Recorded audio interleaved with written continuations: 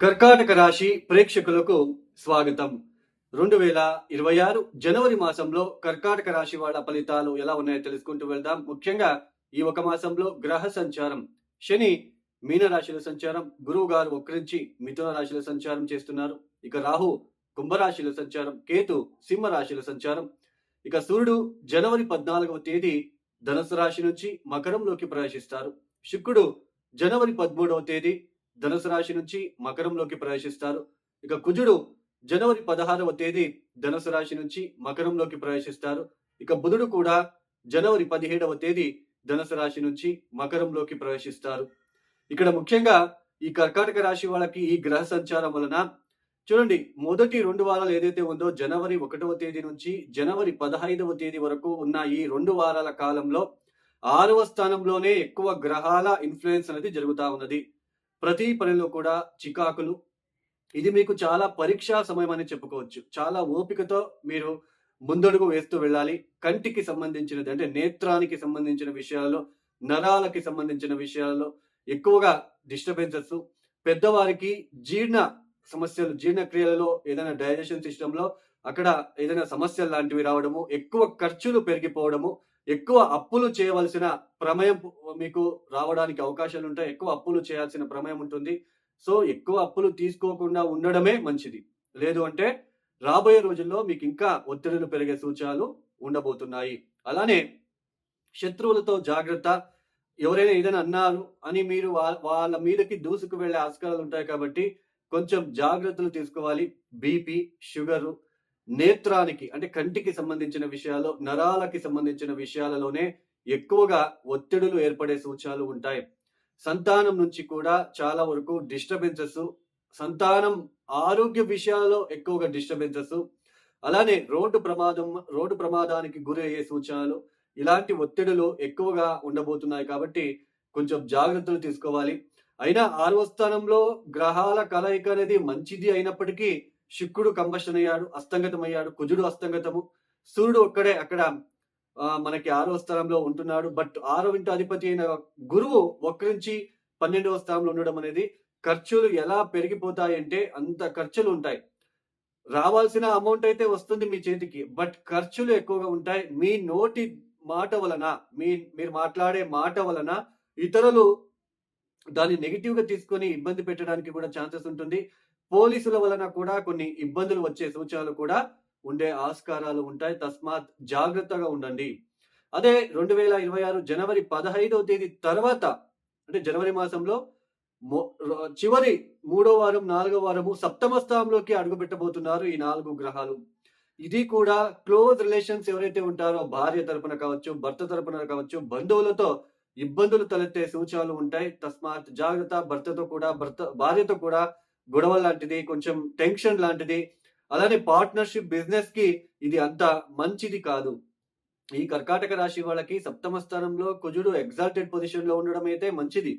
అయినప్పటికీ వ్యాపార అభివృద్ధి కోసం చేసే ప్రయత్నాల్లో ఇది అంత మంచిది కాదు. అలానే క్లోజ్ రిలేషన్స్‌తో డిస్టర్బెన్సెస్ ఏర్పడే సూచనలు కూడా ఉండే ఆస్కారాలు ఉంటాయి కాబట్టి జాగ్రత్తగా ఉండే ప్రయత్నం చేసుకుంటే మంచిది. అయితే ఈ ఈ మూడో వారము, నాలుగో వారం వచ్చేసి మీరు ఏదైనా ఉద్యోగం కోసం నేను ప్రయత్నం చేస్తున్నాను, కొత్త ఉద్యోగం రావాలి అనుకున్న వాళ్ళకి ఉద్యోగం వచ్చే సూచనలు ఈ ఒక మాసంలో 3, 4 వారంలో జరిగే సూచనలు ఉంటాయి. అంటే ఉద్యోగం వచ్చే సూచనలు ఉండే ఆస్కారాలు ఉంటాయి. మిగతా అన్ని కూడా కొంచెం డిస్టర్బెన్సెస్ అనేది ఉండబోతుంది. ఈ కర్కాటక రాశి వాళ్ళు తప్పనిసరిగా సుబ్రహ్మణ్య ఆరాధన చేయడానికి ప్రయత్నం చేయండి. అలానే ఈ ఆవులకి ఆవులకి పచ్చి గడ్డిని గనక మీరు రోడ్ సైడ్ ఉన్న ఆవులకి వాటికి తినిపించడానికి మీరు ప్రయత్నాలు చేసుకుంటే, అలానే గోసేవ ఎంత చేస్తారో ఈ సమయంలో మీకంతా మంచిది. ఇవి గోచార ఫలితాలు మాత్రమే. ఇంతసేపు మనం ఏమి చెప్పుకొచ్చామో ఇవి గోచార ఫలితాలు మాత్రమే. జాతకం చాలా ఇంపార్టెంట్. జాతకంలో మనం పుట్టినప్పుడు జాతకంలో గ్రహ స్థానాలు గనక బాలేకపోతే, అక్కడ గ్రహగతులు చాలా ఇబ్బందిగా ఉంటే, పంచమాధిపతి, నవమాధిపతి, లగ్నాధిపతి, సప్తమాధిపతి, దశమాధిపతి వీళ్ళు చాలా ప్రముఖమైన పాత్ర అనేది వహిస్తారు.